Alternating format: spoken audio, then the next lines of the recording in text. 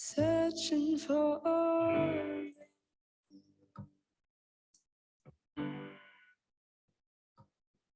the darkness, the smelling outsider and heavy.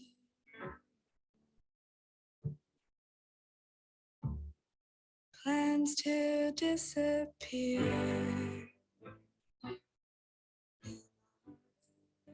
Not telling anyone. Someone draws out a text message that says good morning. I love you, I'm alone in the world. Waiting from what actually happened from the shore. Writing directions, writing phone numbers, making somebody else's mind up. Eavesdropping and ordering, stealing and giving back glances in the cold. Then comes spring, doors and limbs creaking together, rooms filling with wayward pigeons, collecting alley under ancient babes. We extradite them by hand. Your nice lips, your nice hands, your nice hands. Another summer, we lay the first stone at St. Paul together. Long nights, glowing human beings, eyes searching for other eyes, open under stars, open under stars.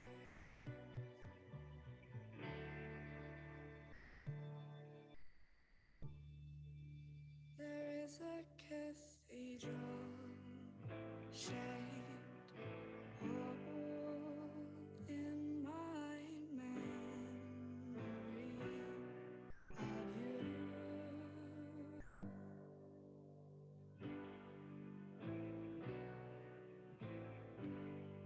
My memory of you.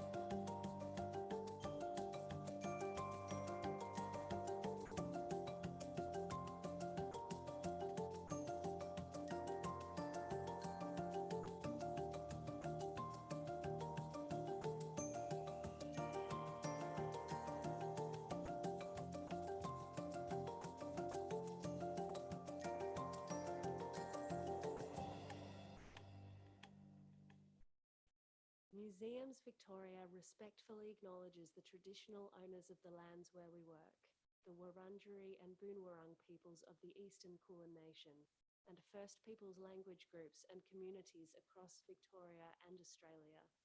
We pay our respects to their elders, past, present, and their emerging leaders.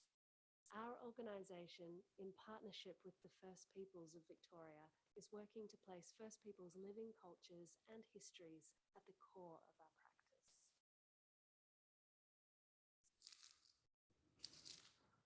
Hello. Oh, okay. Yep. Sorry, we're going to probably have a bit of time where I'm getting used to mic levels.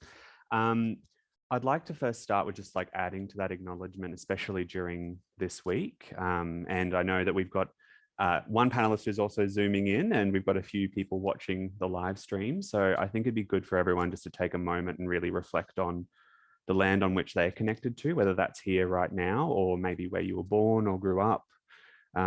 This sovereignty was never ceded, and this is stolen land. And especially we should be remembering that always, but this week in particular. I'm Patrick. I'm the program manager who helped plant the seed that is the program called And Or, which is where one of the events is this panel. I'm just about to go through and introduce everyone. We just had a quick conversation and decided the bios are very long, so I'll keep them shorter. But if you want to read the amazing achievements of these people, feel free to look online on the webpage for this. So just over here, I have Jodee Mundy, who is an amazing performing artist who identifies as CODA, a child of deaf adults, and basically has an amazing creative practice and is currently leading Fuse, which is the festival out in Darebin, which is happening quite shortly as well. Yep. Festivals are back in Melbourne. Who knew COVID even happened, right? And I have Elvin here, who is an amazing deaf dancer, artist, visual artist as well, I think, in many different points. Elvin's also got a performance within And Or face-to-face or working on the project, and has just been an amazing creative person that I've seen out in the field. And yeah, I'm excited to have Elvin here for the conversation. And we have Jamila joining on Zoom. Can you hear us all right, Jamila? Yep, great. Jamila is also part of the And Or program and has been part of the Pathways program within Midsumma, and an amazing artist who will talk around the creative practice coming through with Benched, which kind of explores the acquired disability and all those kind of elements and difficulties on that journey as well. That's about it. I'll probably have a chance to throw to you all to talk about creative practice on that, some questions later on, but this is me rambling. Get used to that because that's me. I also wanted to just start before we get into the conversation and flag my own privilege in this conversation. Like, I am a cis white male. I have been working within intersectional kind of community building for 4 or 5 years, which is honestly just not a good thing either, in my opinion. Like, being a male that's not in these communities, that's leading those projects and development, has its own difficulties, and something that I've also had to come to my own terms with. Not about me today, but just wanted to flag that, and I'll be trying to bring some points to the conversation, but also it's not really my space always. That's kind of the main thing I wanted to get through. The And Or program, just as a bit of a context for everyone as well, is just, it's a program that's called like a signature program within Midsumma. So Midsumma, for those that may not know, is made up of both a curated and a open access program. Open access means that people can register events, and it's open for everyone, hypothetically, who can pay the registration fee, have a venue, have an event. And then there's a curated program that Midsumma chooses and helps create and make. One of these programs was And Or, which is funded by the Australia Council, which I probably should just mention for Australia Council, verbal acknowledgement, write that in the report. But basically, there's a program like this every year that focuses on one of these intersectional parts of the community. Just for anyone who doesn't know that term, intersectional is just the kind of the meeting point of two communities. If you look at a Venn diagram, the two circles, that middle bit where they eclipse each other, that's where these programs kind of try to empower, especially as a queer festival. One of those circles is normally queer, and then there's other parts of our community that don't often get the chance to be mainstreamed or platformed, which is what these programs try to do with the support that we can give them, in the hopes that it'll grow those communities ongoing within Midsumma. that's the long bit of me talking, which we can all breathe a sigh of relief now. I'd like to start with some like kind of conversations just to get up. I know I just did an intro of you all, but I thought it might be interesting to just kind of go through and talk about your creative practice. What was your spark that really made you want to be an artist and get involved in the arts world, and kind of, yeah, where that goes. Jodee, would you like to start us off? Yeah, sure. My spark. I guess my spark comes from where I grew up, within the deaf community. So Auslan's my native language, and my mum and dad, two brothers, are deaf, and then I have deaf nieces and nephews and nibblings and coda nieces and nephews and uncles and aunties, and it's big family. That's where I come from, and was born on Wurundjeri country. So I guess my practice or my work as an artist, as a creative director, as an interpreter, as a collaborator, has been basically about looking at intersectionality. For what the way I see it is, it's world within worlds, and unraveling the world within the world that exists within the construct or paradigm that we live in. So I grew up very much in, some people may say, a very sheltered life, very much in the deaf clubs, deaf sports, deaf church. Deaf church is really boring, by the way. You think church is boring, deaf church is boring. Signing hymns, we did it all, right? And, the hearing world for me was like, oh my God, MTV, Rage Saturday mornings, with my tape deck recording every Saturday morning. So, but when I would go into the hearing world, people would be like, what's this deaf world? What do you mean it's a language? And just growing up, constantly telling and explaining to hearing people about deaf world. And then, my deaf family or friends going, fucking hearing people, they're so ignorant. Oh my God, I wish they'd just like learn how to sign. And so just going like this and this and yep. And I guess that really shaped me as a person and as an artist. And I guess I like to kind of research, look at different points of view, understand the intersectionality. Where is the inequity? Where are people being exclusive? How can we be inclusive? And so I make shows and installations, and now I'm in festival direction, constantly looking at those paradigms, and not only working within my own community, but also many other communities too. And in my festival team, we have First Nations producers and programmers and producers of colour and queer, and we all together as a little team working with many different artists, trying to look at how we create great art, but also look at dismantling systems and all those things, and doing it in a way that's collaborative and bridge building. Yeah. Great. Very great answer for that. And good. covered intersectionality, which I love. Elvin, would you like to talk about maybe your creative practice and what your spark was, and how you came to be here?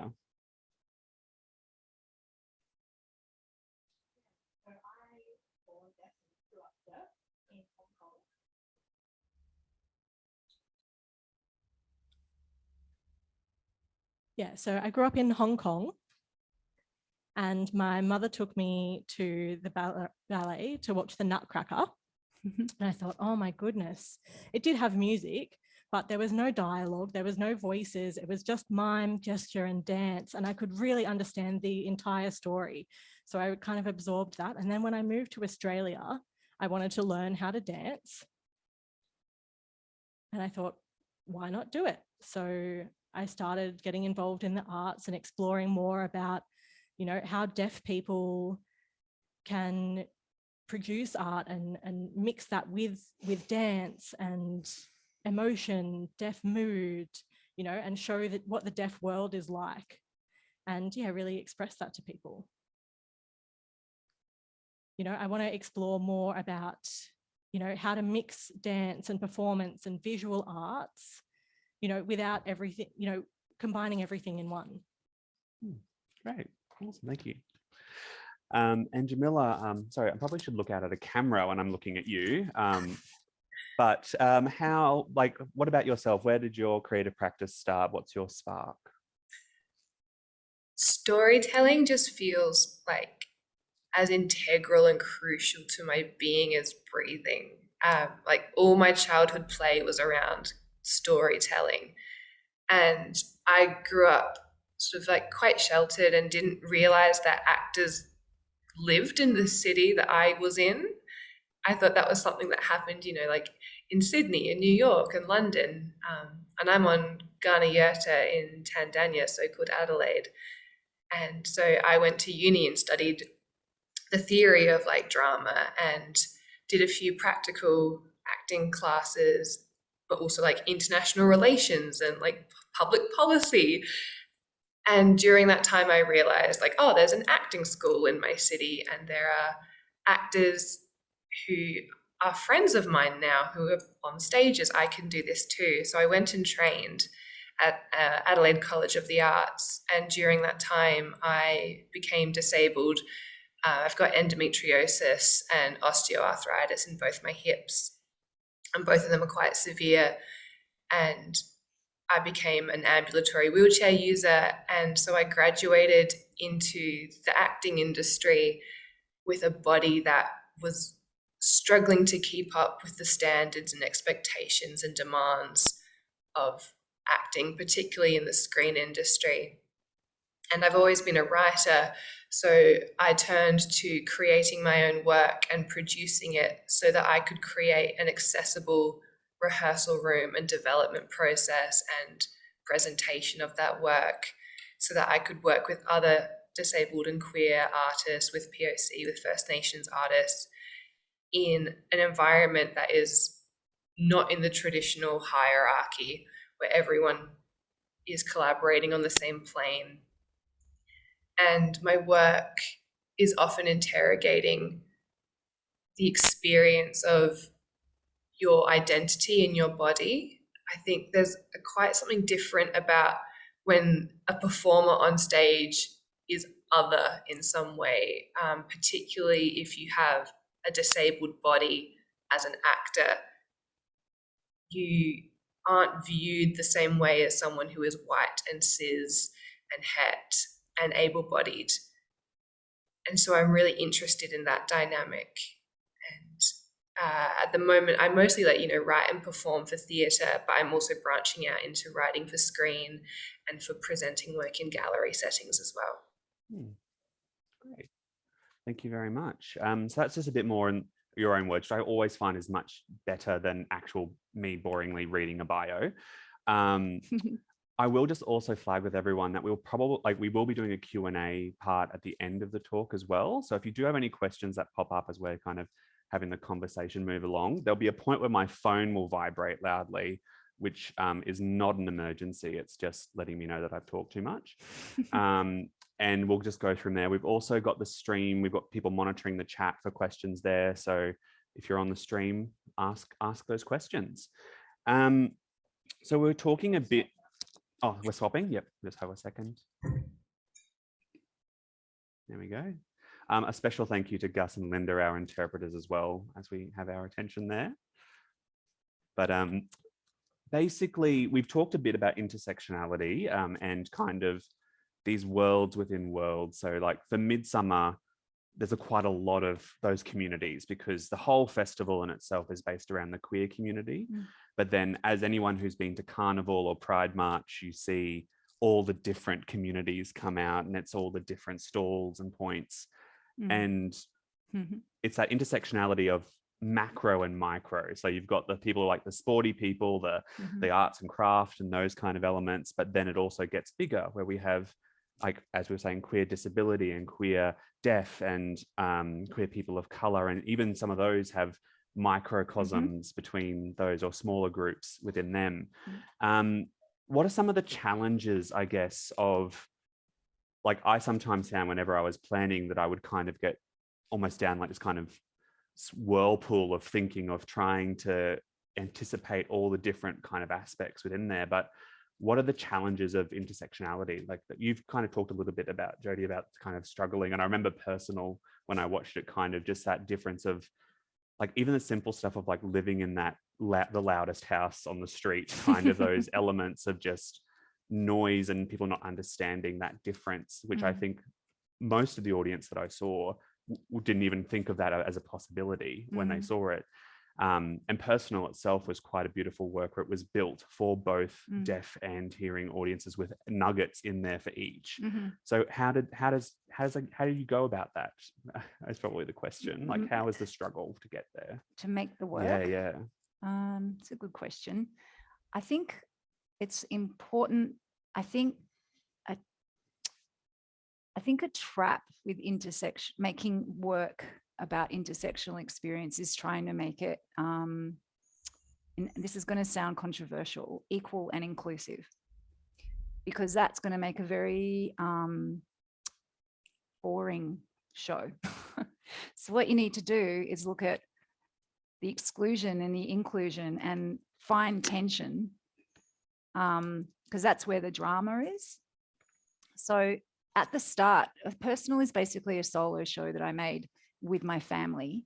My family are all in it in film, and I'm signing to my family, and I show memories and kind of show funny moments in my life of hearing people not knowing about deaf people, and my role as the kind of family interpreter, and kind of always going between two worlds, and it's sort of that conundrum. So at the start, I thought, oh, everything has to be equal. Everyone has to know what everyone's saying, and it has to be fair. And, the disability community will kill me if I don't do it, like this. But then I started to go, well, no, other works don't do that. There's often an expectation that disability arts practice has to always be inclusive and accessible, whereas other practices don't. So a part of me was like, well, why the hell should I make it? No, I'm actually going to look at exclusion. I'm going to look at excluding people who don't know how to sign.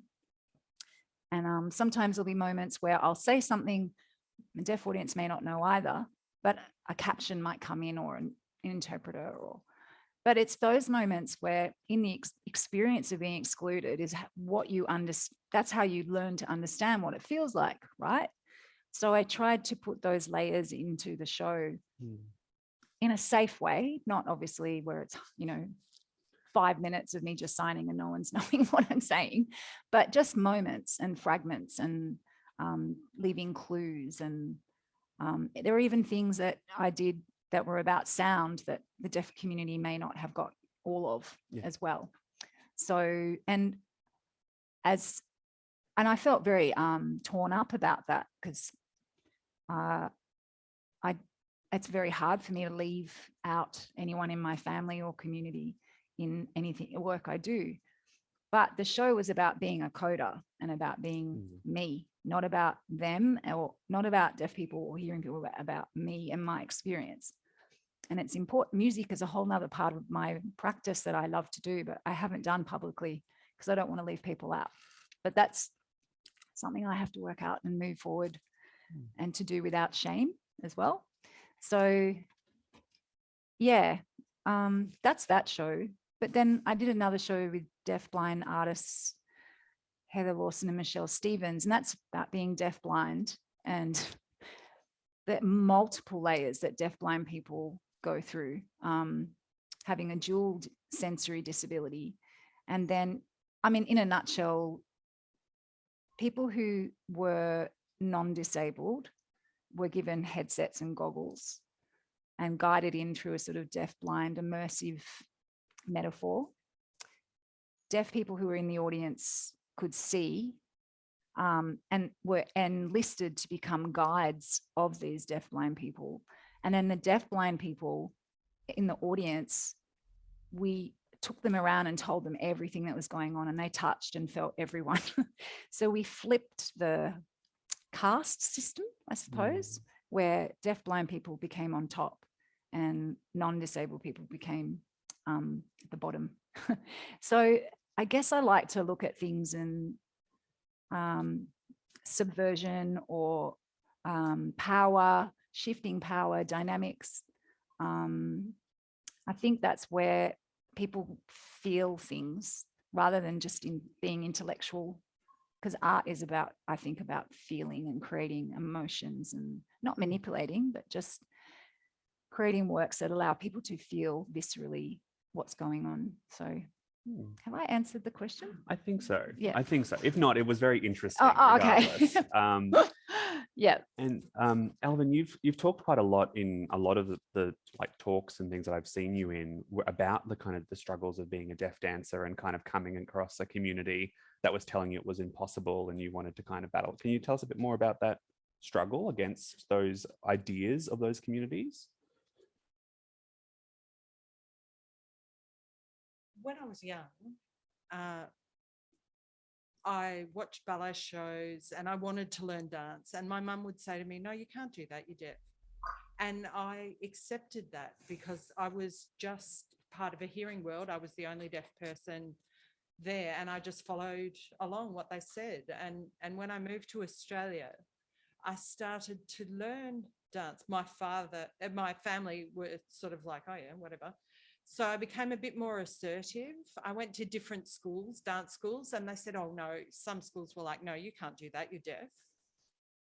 And then some schools accepted me, and I was then immersed in the process, and I was looking for other deaf dancers, and it was quite disappointing that there weren't many. And I thought, okay, so how do I attain this experience of being a deaf dancer without a role model? But I rolled up my sleeves and pushed through. I met a contemporary dancer, a hip hop dancer, and I thought, okay, why don't we form a performance group? And it was a fantastic experience, but I wanted to elevate my experience. I didn't want people to perceive deaf dancers as just sort of like a low grade thing to do. So through the commencement of the Delta project, there was a company of deaf dancers, deaf choreographers, the shared work of how we learnt from those people and then how they learnt from us. So there were hearing people involved as well, and it was a sharing of experiences. And we had to learn how to make our way through that. And with the performance quality, we didn't want it to be the same as other dance experiences. We wanted it to be specific for a deaf audience. How could we create that? How could sign become dance movement? A signed sentence became a dance movement, a dance phrase.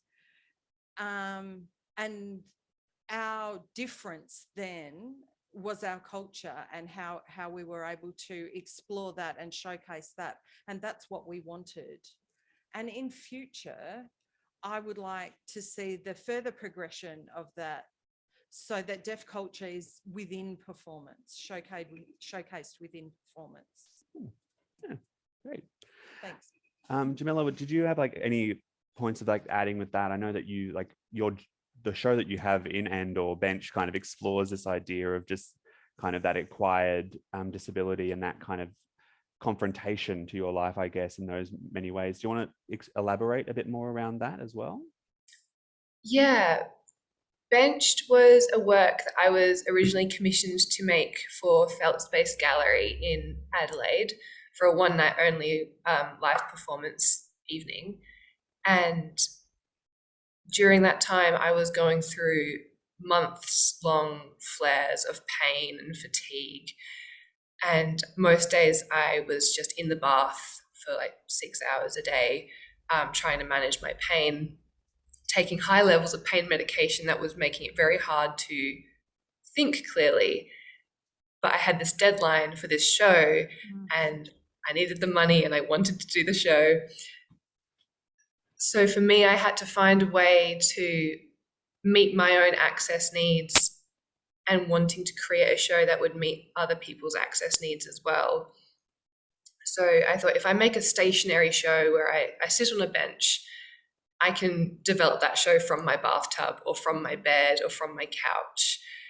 And if it's autobiographical, then if I can't physically like learn the lines because my brain is so swirly with these pain meds, if it's true to me, then I'll remember, I know those stories. It's okay if I don't hit every line and every beat perfectly. But I ended up being able to deliver the show with the lines I had written for it.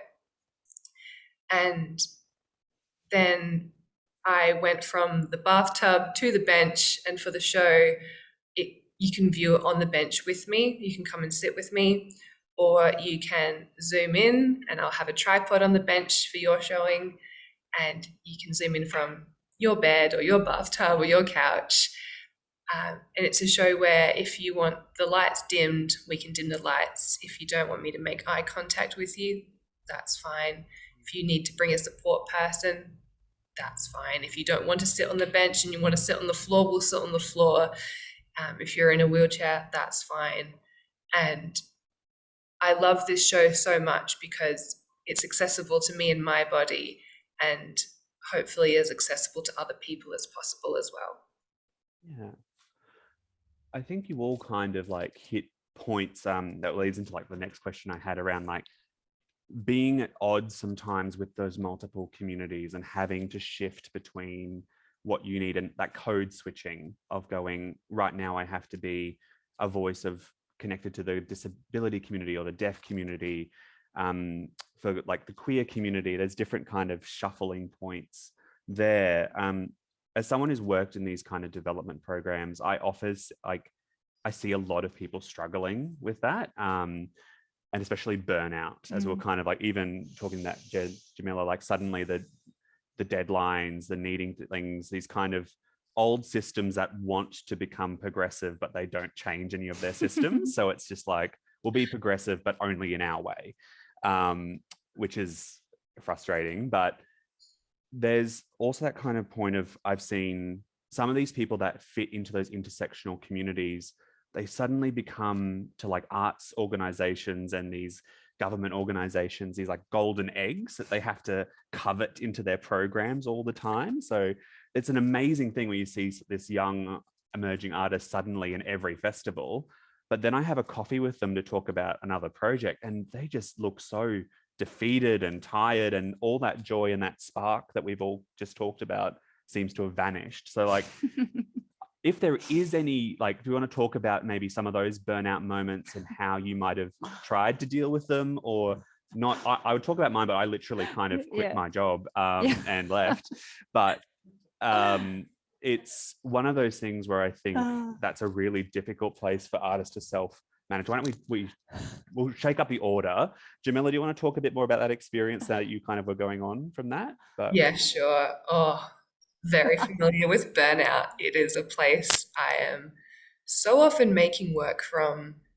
And, it's like the start of the new year. It's a chance to reset how you're approaching work. But already I'm back in those like overworking, and with my body, I don't have the same 9 to 5 days a week body that other people have. And I'm constantly trying to break that sort of like capitalist structure that is present within the arts. And it's so common that we work through our lunch breaks and we work into the evenings and on our weekends. So it's so hard to keep up with that when the whole other external system is operating on that level. And I try and, I'll have a development and I'll have, we'll work shorter hours, but you still have to meet these external structures. And I'm turning to my disabled, queer, trans kin to recharge and to get through those burnout moments.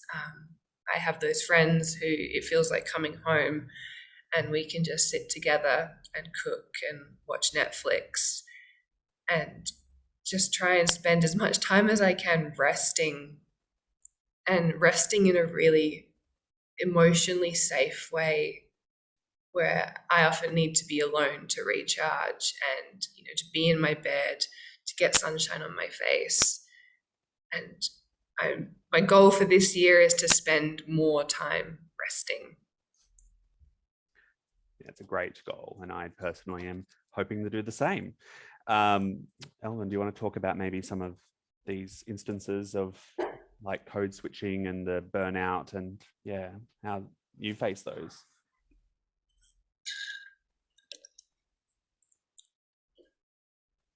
When I was in the Delta project, when I met new hearing choreographers and dancers, communication was a real challenge. And that takes time to develop those ways of communicating and get used to each other. With the dance performance schedule, and we had limited budget, we didn't have the time to do that. So there was lots of communication breakdown and we would be pushed. There was a real rush and I didn't understand what that meant. You know, when they said, do this, I'm like, now you want me to do it now. And that was really quite difficult. When we received funding, it was perhaps 50% of the funding went towards accessibility. And we had only 50% left for production costs, costuming, wages. And that was very difficult. Our goal was not obviously profitability, but we wanted to make a successful show. And when it was over, we were quite relieved. Yeah, that's one of the things I've always noticed interesting in, we're just going to take a moment to switch interpreters.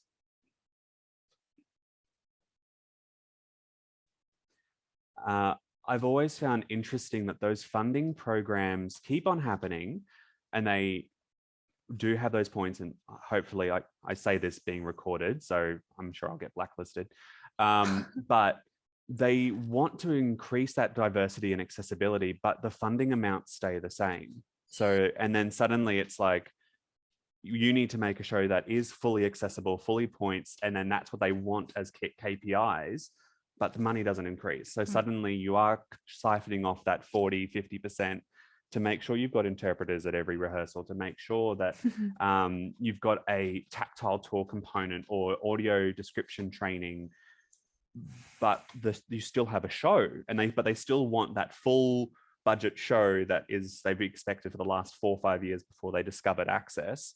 I'm really letting loose, but no changes. So like, and once again, I didn't expect us to have an hour conversation and fix ableism, but it's one of those points where I think it's a really interesting standpoint where I see a lot of people trying to do everything, but the resources aren't there. And I've often just gotten to the point where I start telling people no, where I'm like, no, well, I can't do that. That's not possible.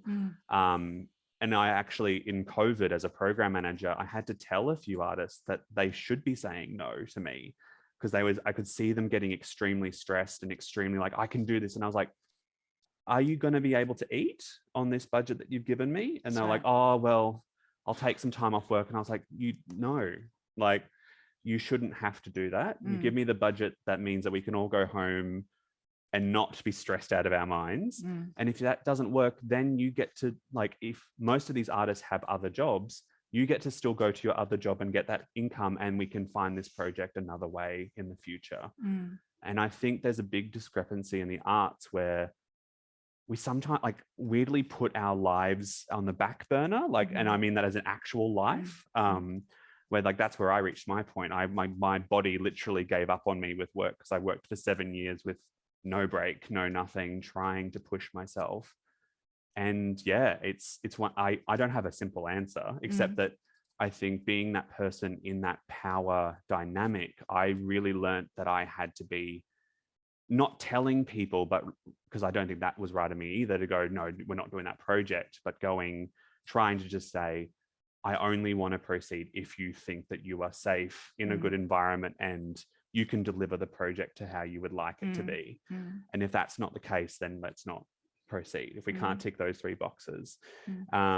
Anyway, that was my side tangent there. Jodee, do you want to like kind of talk about some of those experiences? Or Elvin, did you have anything to say? You look like you were about to talk. Oh, no? Yeah. I'm all good.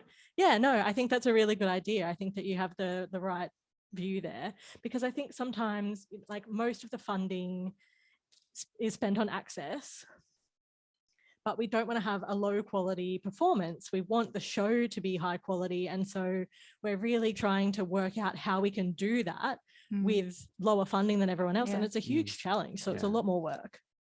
My moment of, well, I've had a number of burnouts, of course. My moment of major burnout was when we'd just finished Imagine Touch in London at the Barbican Centre. And for people who may not know the Barbican Centre, it's very prestigious.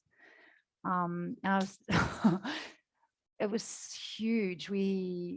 Our production, Imagine Touch, 2 deafblind performers need 4 interpreters at all times, plus support workers around them. So at lunch or dinner, the interpreters have breaks. So there's 8 support staff around 2 deafblind people.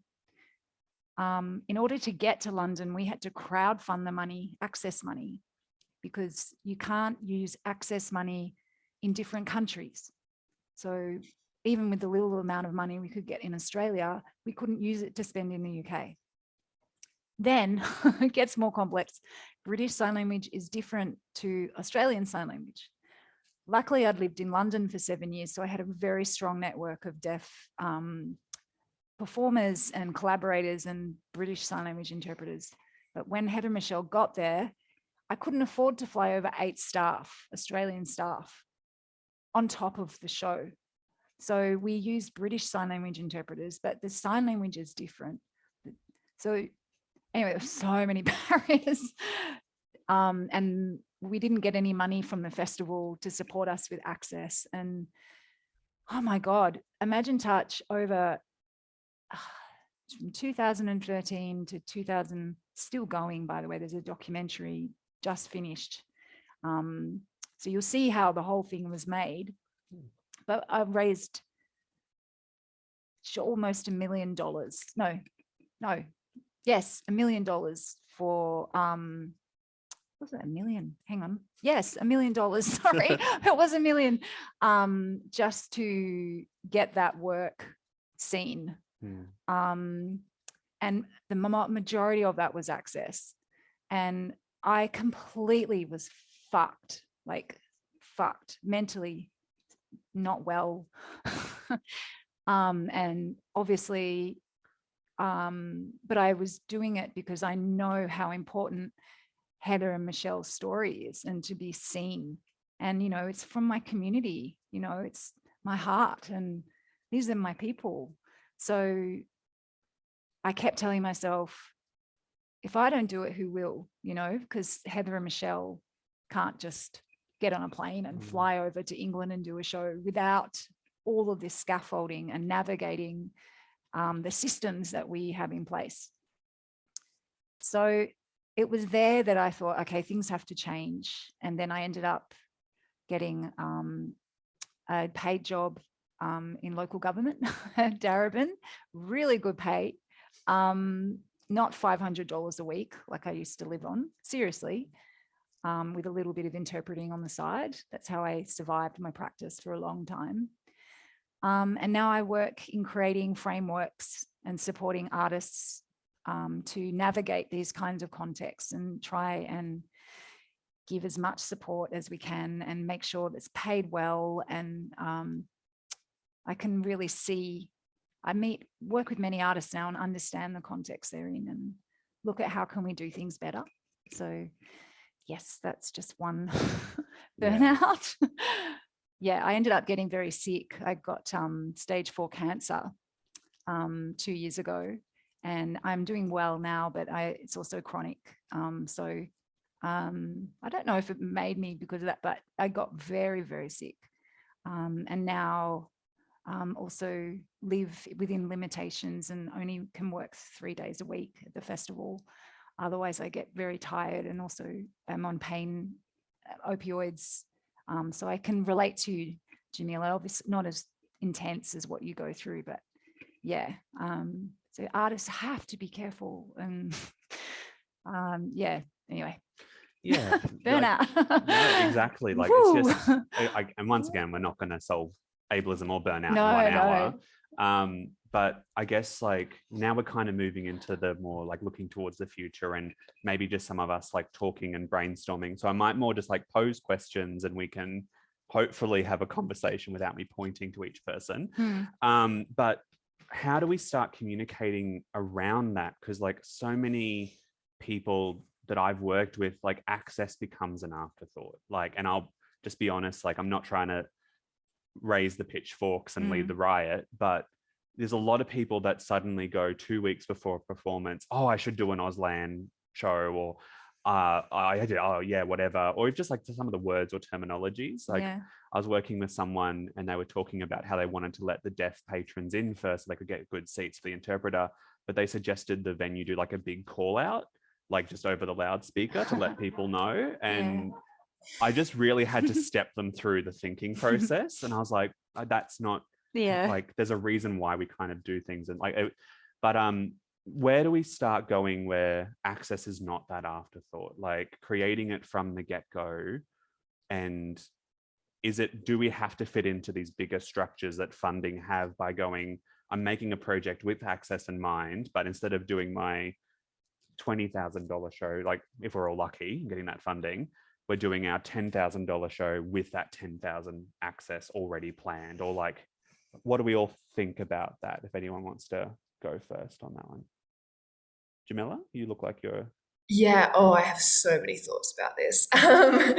I think like it's the structures that need to change. And if there are people who represent us inside those systems, then it's not a disabled artist coming in going, hey, access, or another show coming in and 2 weeks before opening going, oh, what about access? But if you have disabled, deaf, queer, First Nations, POC, everyone inside those systems, then everyone is bringing access from the beginning, and it becomes a norm. It becomes the same as, oh, we have to think about, music licensing, and we have to think about venue hire, and access is part of that whole scaffolding that we build around a show. Because if it's just a bunch of like old white people in these systems, like they don't know, they're ignorant. If they have the knowledge around access, then it's more ingrained from the beginning rather than this add-on. So I think basically a whole bunch of people have to like quit or be fired, and make room for people who have the knowledge and have the skills. Like respectfully, like fire yourselves. That's where I'm at. I just want to tell everyone to leave, and like leave the money for us. Yeah. I would just say for the record, I'm trying to not start a riot from the go, but I'm also, there's a lot of that point where I think that's a really strong point. And also like I've often had a weird opposite point where there's a lot of like older white kind of guard within the arts organizations that try to solve access by just putting it solely on the community, which is like it's a step, but it's like a massive jump in the wrong direction at the same time. Like the intention's great, but then I often, similar going back to that burnout, I see these poor artists who've never worked within these really rigid structures, not knowing how to navigate them correctly. And then people getting very frustrated and angry, like Elvin, you were saying, getting really stressed out where people were demanding stuff so quickly and no communication. And it's weird that people don't think of that middle ground of going, why don't we just talk to each other, or like actually go, how can I make this environment work with you, rather than just go, well, you fix it. The motto I used to always have in these programs is access is built together. It's not one person on the other person. It's having to like, we have to build it all from the start again, because the systems that we have in this world are not. That is disability. Like that is a social construct of disability, is this point. Anyway, sorry, that was my little ad point. Elvin or Jodee, did you want to add to that kind of conversation at all? I think it's important. Okay, so there's different kinds of access. So you can have a show that has no one with a disability in it, and they make the show accessible. So there's an interpreter on the side, for example, or a wheelchair user can come in. So there's that kind of access. And then you have shows or work where that features or is created by people who may have a disability or is deaf. And your best bet is the audiences are more likely, who are deaf or disabled, are going to go see the person on the stage that is deaf rather than, not to be rude, but some shows that are accessible people will see, but the work where the people themselves are on stage is really where the money needs to go, because that's where the economy is giving people like Elvin work. And that's where young deaf kids will see his work and go, maybe I can do that too. So I think a lot of money gets spent in the first type of access that I've spoken about, rather than the second type of access. And we need to think about cultural production and investment in artists.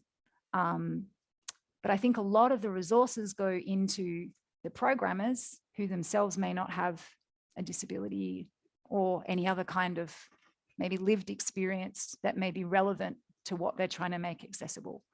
So a lot of it, I think, is about economic scale, the distribution of power.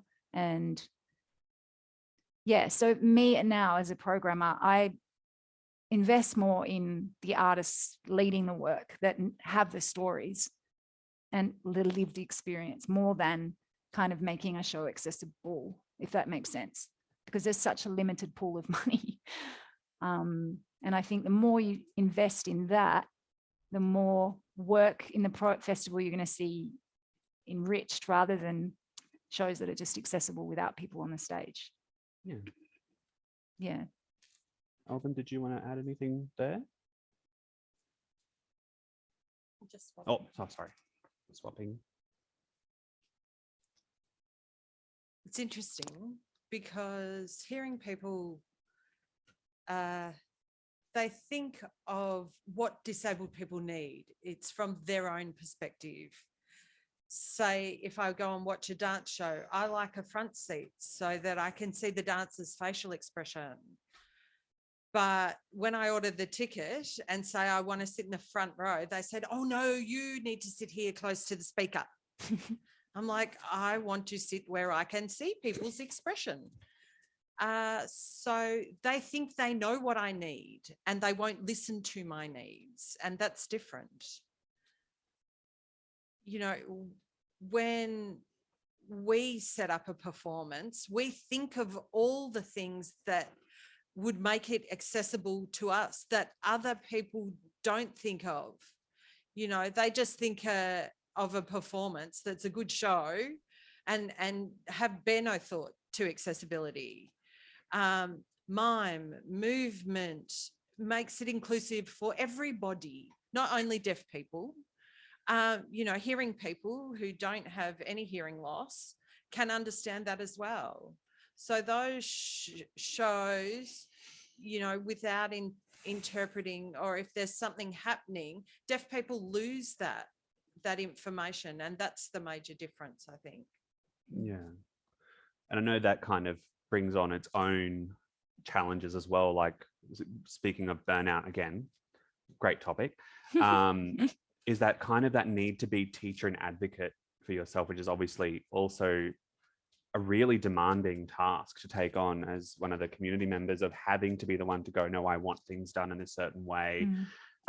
This is why X, Y, and Z. Like, yeah, once again, I don't really have a simple solution for that one, but it's just that kind of knowledge of sometimes being able to go, here's my information, I'm happy to teach. And then I've also, you know, as a programmer, I've left and done my research rather than expecting that of my artists all the time. Like I've done online classes, I've gone through and worked and talked and had conversations, my own lived experience, drawn my own kind of like points of like, I had chronic fatigue for quite a long time, still technically have it from what I understand, but very badly for a few years. So like there's points of trying to understand, which I also think there's a point where sometimes the community gets stuck on, people have to understand to support. And there's points where you will not always, how do I say this? You won't understand because you're not part of that community. There's like, you can empathize or sympathize, but you'll never, like I will never truly know unless I have an acquired point of it, of being a deaf person. And even then it's a very different experience to what Elvin's experienced, or like being a coder. Like it's a point of just going, I don't need to understand it as in my own personal experience, but to respect it and move on with it. But I find a lot of people get stuck in that kind of, well, it just doesn't make sense, so I'm not gonna bother kind of thing. But yeah, it's a difficult one. I know I've kind of talked a lot about like the struggles, but we're kind of getting towards the Q&A section, which I'm very excited for. But maybe on the last kind of conversation point, I'd like us to maybe talk about what are the points of the landscape in the arts world that are exciting, or like actually moving towards that right direction, and yeah, like what's the future? How do we get to where we want to be, where this isn't a conversation we're having in 10 years time where we're all burnt out and having the same struggles? Yeah, Elmo, like what projects or elements, even like this would also be a great time to plug shows as well, probably, if you want to talk about your own creative practice. But yeah, what celebrations do you have of the art sector right now, if any, hopefully? At the moment, I've got a performance upcoming called Face to Face, and that's about how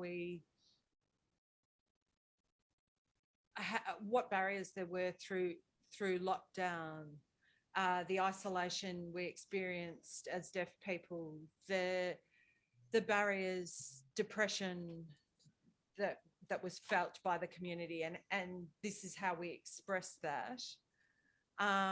And in a world where everybody can access and understand, and people have an awareness of deaf performers. Yeah. Jamila, do you have any kind of celebrations on your end?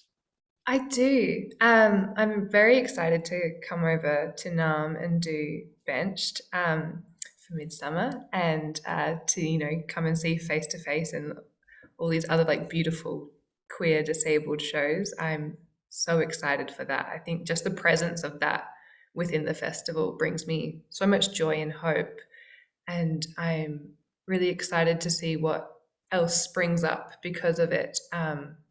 After I do my season of Benched for Midsumma Fest, I do it at Darlinghurst Theatre in May, and I'm got schemes and plans of where the show can continue to grow to and go. I think so much of the future of a more inclusive theatre I'm seeing from individual artists who are working in the indie space. So there's lots of people to be like following on social media and keeping an eye out for, and hopefully the larger companies follow suit. Jodee, how about you? I'm seeing it. I think we're generations of artists, even artists who are our elders, have been working for a long time in this space around human rights and across all lived experience and intersectionality. And I think we're really, obviously with the internet and social media, we're starting to, identity politics is a thing now, right? It's people are using intersectionality in a way that,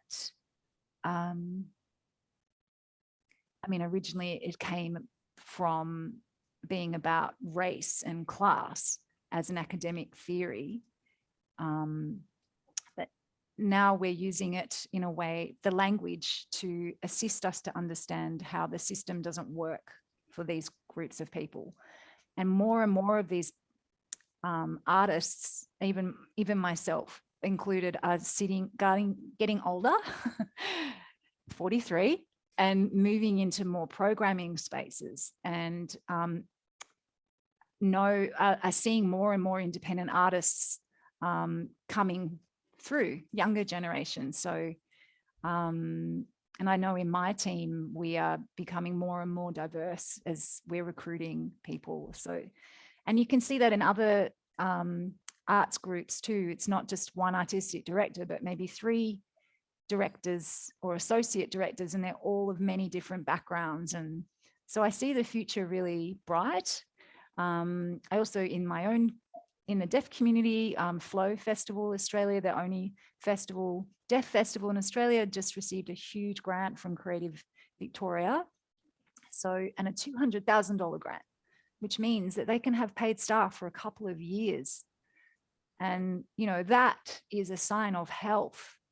So, yeah, I've worked in this zone for 25 years as an interpreter, as an artist, as a director, as a producer, as an advocate, now as a programmer and director. And things have changed since when I was 18. When I was a kid, things have changed. So it's just beautiful to witness that. Yeah, there's a lot of positivity. I think it's definitely moving in the right direction. I know sometimes it feels glacial at like what we want, and especially I think social media and internet has helped those generations speed up a little bit as well. But because we were talking just before the panel about that kind of sometimes programming, like at least even like for like now in some of the still major festivals, but much more in the 5 years have passed. But like you'd get that diversity tick where there would be the one disability show or the one queer show or the one like people of color show, all point where that was one of the reasons why Andor and these programs at Midsumma really try to come through. It's that these artists and communities don't get to be programmed next to each other, like back-to-back theatre and Raucous in Andor, and they are 2 like internationally renowned companies that have never been at the same festival because not like it's like, oh, we've got it done. We're all good. Thank you. We've got that show. We'll shuffle on.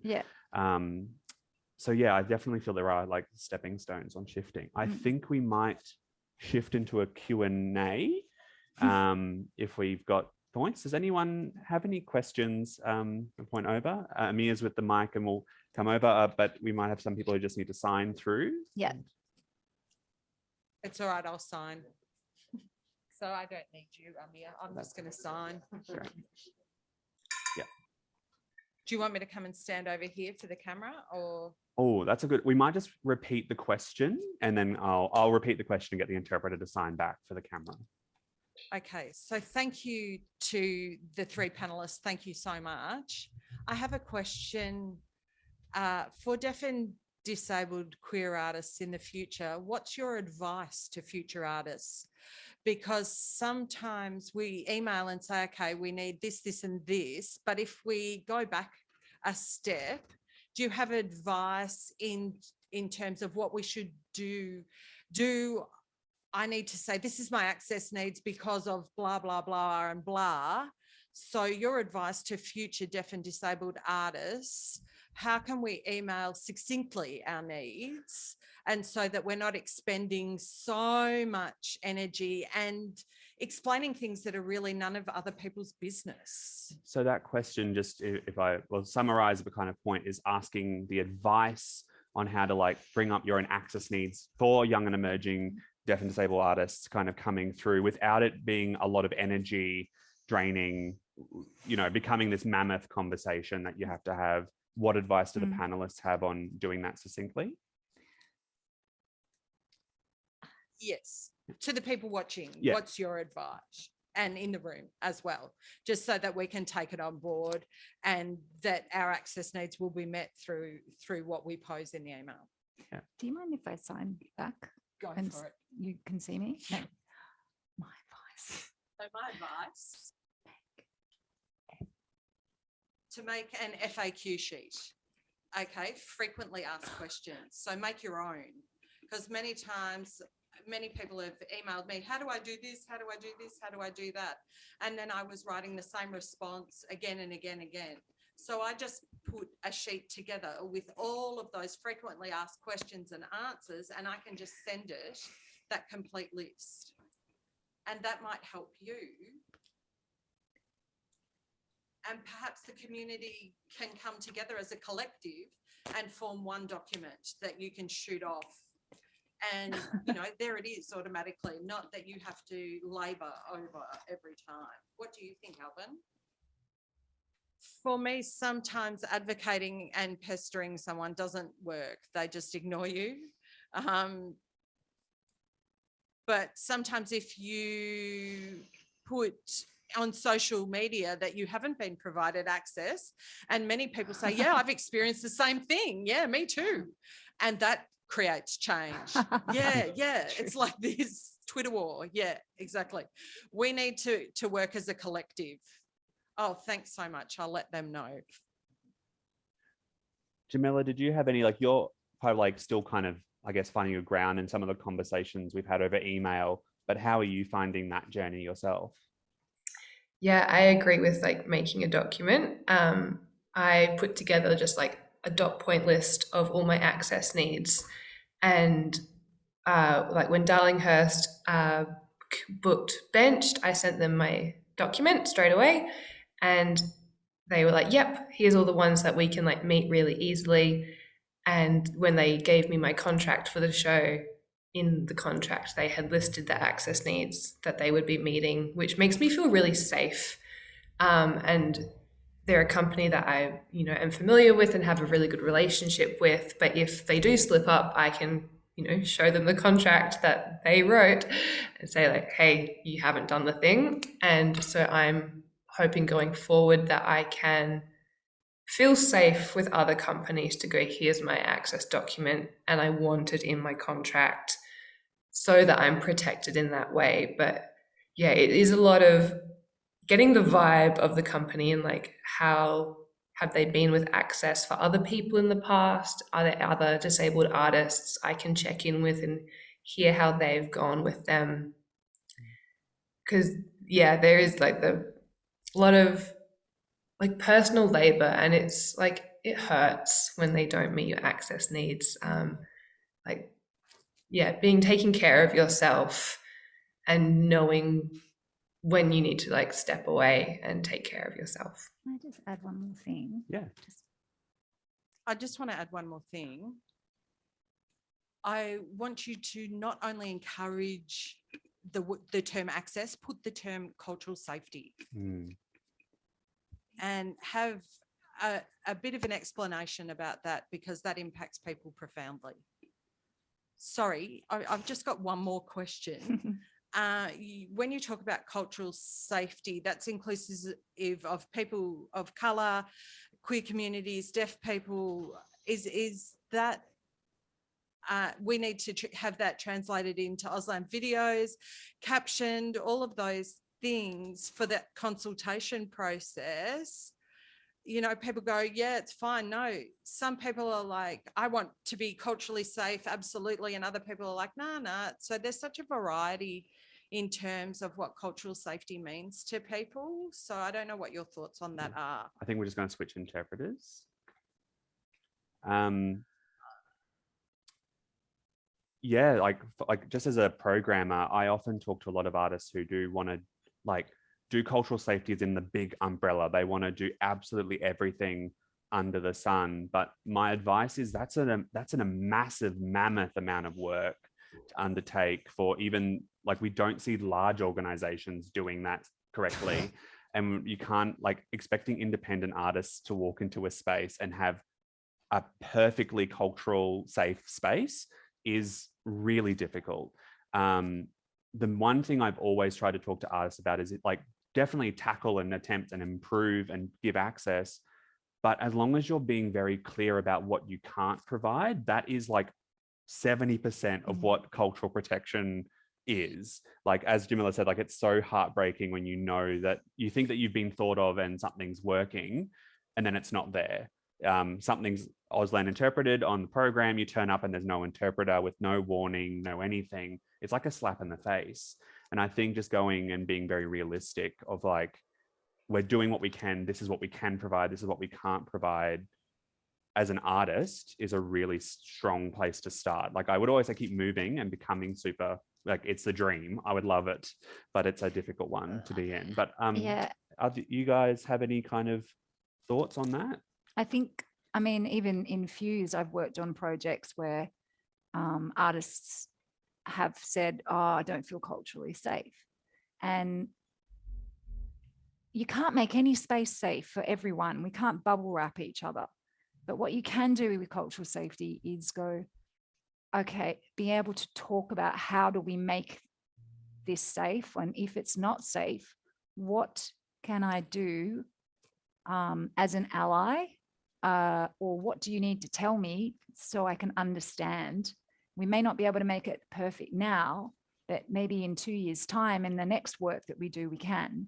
But this is the journey. This is a journey. You can't have a, yay, it's all perfect in one project. It's not going to happen. So it's about pathways and the relationship. And it's often in the misunderstandings and the fuck ups that you become closer, right? That's what a relationship is. It's never perfect. And I think I put that in my kind of agreements with artists that this is a journey, and being able to talk openly and freely is part of cultural safety. Even if an issue has not been met, or a need has been met, it's about having the safety to talk about it without confrontation or fear. Yeah. Elvin or Jamila, did you have anything to add to that one? Yeah, I don't know if I'm right or wrong, but I think like recently there was the famous sports person, Dylan Alcott. You know, when he stood up and everyone was like, oh my God, his speech, wow, wow, wow, wow, wow, he can do this, that, and the other. You know, this is a sports focus, but hopefully there's someone else who can represent the sports space in the art space in the same kind of way like Dylan does for sports and disability. To that, Elvin, I say, hi. I think, yeah, there are so many. Hello. Amazing disabled, deaf, queer artists who I would love to see getting that kind of attention like Dylan does. Another thing I do is I have a document that has a list of links and podcast episodes and articles written by disabled people that I can send to organizations, to collaborators, and go, if you need a bit of a disability 101, like here's a bunch of resources for you, so that when people ask for those things, I don't have to like go and seek out things that's already there. Here you go. Hopefully these resources will do a bit of the learning that means I don't have to come into that space and educate everyone all the time. Yeah. Great. Thank you from Hadley in the audience. Yeah. Over to anyone else. Yeah. Any other questions while we're here, or online as well? Or the panelists, like, feel free to ask questions as well. Like, let's have a conversation. Let's get all loosey goosey. Oh. Tell me, when are your shows? Yeah, so Elvin and Jamila, when are your shows in Midsumma, like dates and stuff for people to know exactly? Elvin, you go first. When's face to face? My show will be on the 12th of February. There are 3 shows on that day. Great. Yeah. And Jamila, when's Bench happening? Bench is happening 10, 11, 12 February at Footscray Community Arts Centre. And I think it's the Friday. One of the days we have Auslan interpreters. And yeah, you can zoom in, you can buy a digital recording that you can watch anytime that isn't live. So lots of options to come see. I'm just getting mimed on the 2nd as well, sorry. The Saturdays. Oh, so Saturday is Auslan interpreted. Great. Just for clarity, sorry, getting information from everywhere. Jodee, you don't have a show in Midsumma, but No. Fuse is coming up. Do you want to talk a bit about that? Fuse is Darebin's contemporary arts festival. We launched on March the 11th, 2020, which is just when lockdown happened. So we've basically been creating this festival through the pandemic. We were born in the pandemic. And we mainly work with artists who are based in Darebin. So that's like Reservoir, Northcote, Thornbury, Bundoora area. But we also work with artists who aren't. So it's on every March and every September, and it opens the 11th and runs to the 27th of March. And the program will be launched next week. So you can look at fusedarabin.com.au. But it's a really exciting program. I'm really excited by it. Yeah. There's also, we're advertising for a senior producer and have looking for casual festival staff as well. So if you need some work, have a look. I think I see a couple of questions forming Yeah. here. I have a question mainly for Jodee or everyone on the panel. And it's been, thank you so much for your talking to us today. Everyone here, I think, really understands accessibility because we're all involved in it. And talking on your point before, how there's sort of two types of accessibility. There's the shows where people just think about having an interpreter as opposed to really engaging and creating accessibility in their show, which all of you do. Do you think as accessibility becomes the mainstream word in society, is there a risk that some people may try to hijack a little bit and go, well, this grant provides money for accessibility in shows, we can grab an interpreter, and then they're going to try and take money away from the areas that really do need it? I don't know whether that makes sense. But I guess that's my concern is we don't want this to be hijacked by people who are going, oh, we're going to do a show, this grant provides money for accessibility. If we put interpreters in our show, that's accessible. It happens. Yeah, I was like, yes. I think the more you have people who have lived experience in positions of power,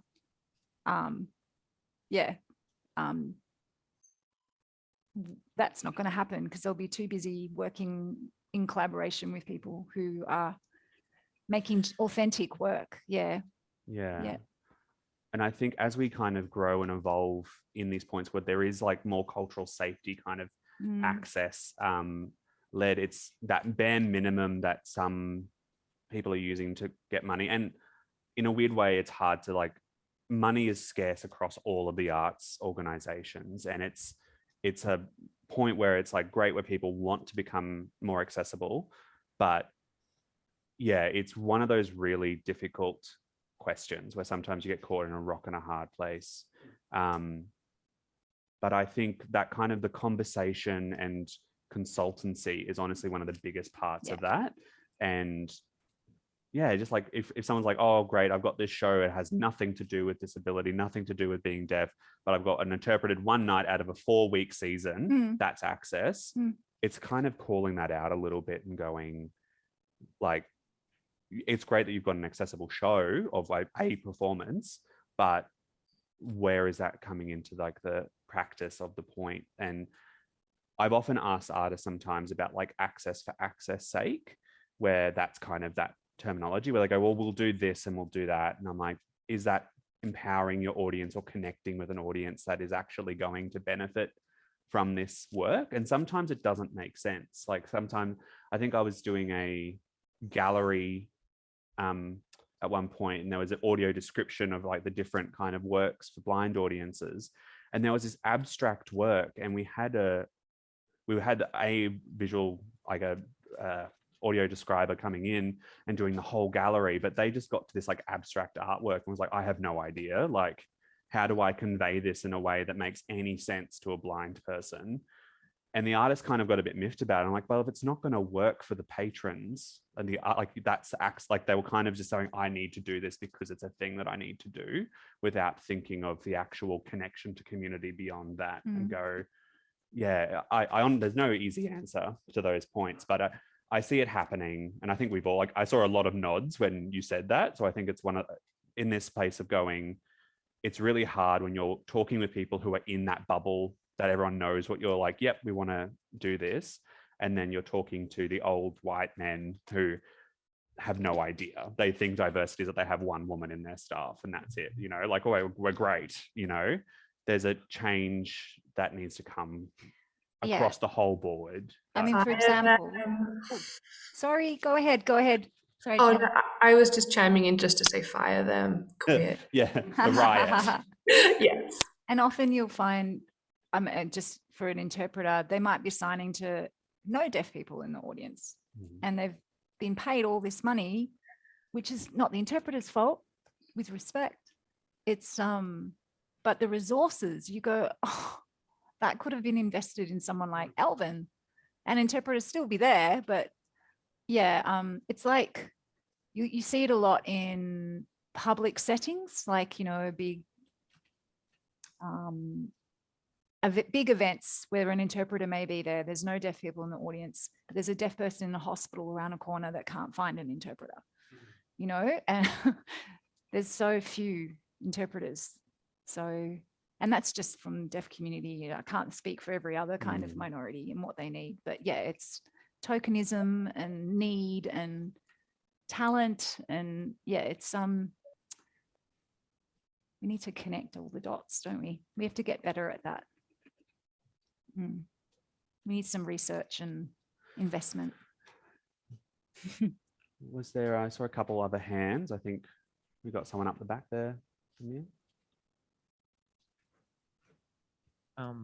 Is this Oh, on? just 1 second. We're just switching interpreters. All good. Hello. I'm Gabrielle, by the way. I'm an intern at Midsumma. I'm directing this question to Jodee, as she's identifies as coder, but it is open to the panelists. It's mainly about a question of like the education of access and access needs in either like mainstream, secondary, or tertiary, because I suppose, and this is a question I've only developed in this panel, because from my experience, my only learnings and education of access needs have come from like being a swim teacher and teaching disabled kids. And I used to live with deaf housemates and doing the Andor program and helping out with the MIA. And I go to an art school as well, and in my high school, which was very arts inclined. And I've just like in hindsight realized there's absolutely no talk about access or access needs, or like it's not in any of the, like the education streams at all. And so the issue, what I'm thinking about, is that there's the only way people can learn from or about access needs is having that learned experience, which isn't great when you're, I suppose, trying to get it out to the mainstream world and educate them about that. So it's, I suppose the question is what would be a way that, like, how can you imagine, what would be a way that we can maybe try and educate, like, just, I suppose, the not disabled world about this? Is there a way we can put it into education programs, whether secondary or tertiary? Because for most people, they're not going to know about, well, at least from my lived experience, they're not going to know about any access needs unless they've actually come into contact with it, which is like, I think a bit more contact. Like there could be more that could be done about that. Yeah. Sorry, that was a bit of a long-winded question, but yeah, it was also a bit more of a statement, but yes, that's the question. Elvin might be able to help me out here, but historically, deaf and disabled people have been segregated. And so the idea of mainstreaming and mixing kids in classes was to give that sense of children learning from each other. In some instances it works, but for some kids it doesn't. They're actually isolated even further. They probably felt better hanging out with other deaf kids because they could talk to each other rather than being the only deaf kid in the class. So mainstreaming can actually do damage as well. It's complicated, as well as also in allow each other to learn about each other. But I think it's a great idea, having some kind of subject around access and inclusion in all schools would be an amazing thing to do. Yeah, that could be a really great, that would help with the FAQ sheets, wouldn't it? Because we become adults. It's sort of, we don't talk to kids about it very much.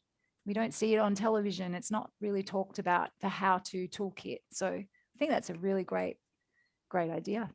Yeah. What do you think? I think that you learn from disabled people. You can't learn from a book, right? That doesn't teach you anything. You have to relate to the person and learn from their experience, and ask them what they need and what will assist them.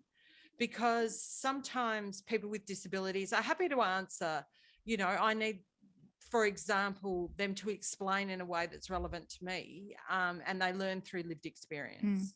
I mean, they do have like disability or deaf awareness training or different kinds of training for adults, but it's still, you know, like Elvin says, you've got to live it. It's visceral. Becomes something innate that you learn. I guess it's culture. It's not just practical tips, it's lived, isn't it? It's an act of love. Like, access is love to me.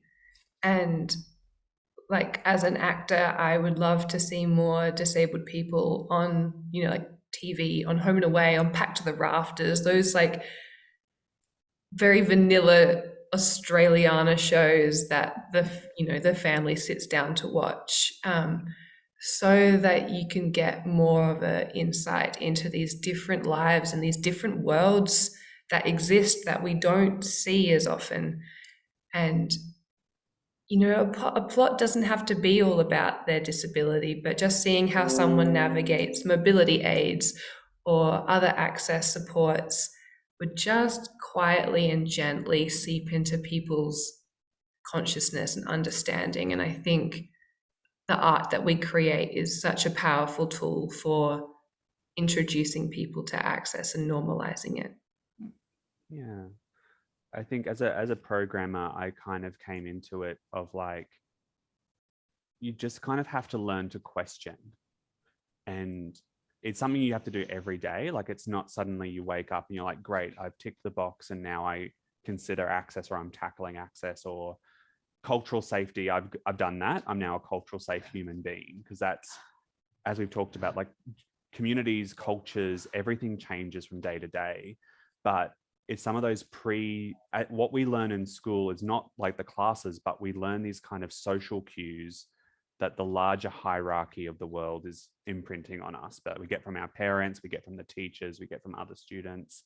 It's like body language. No one ever really teaches us body language, but we all learn it in different ways. But that's also why some people who struggle in that environment of just picking it up don't read it. Like, it's a complex time, but it's going, I think this, but why do I think that?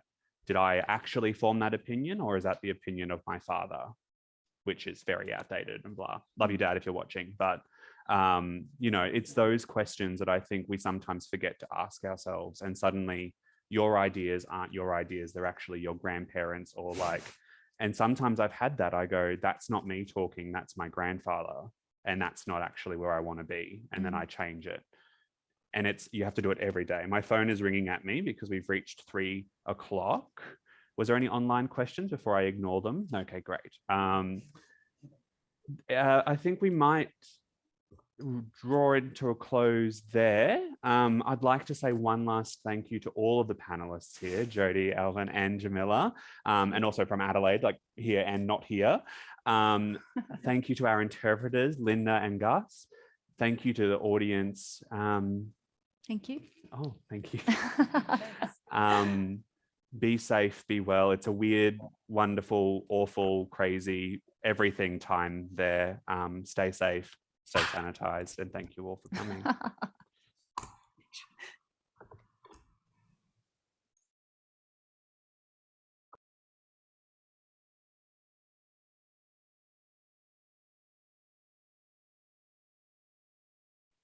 That's why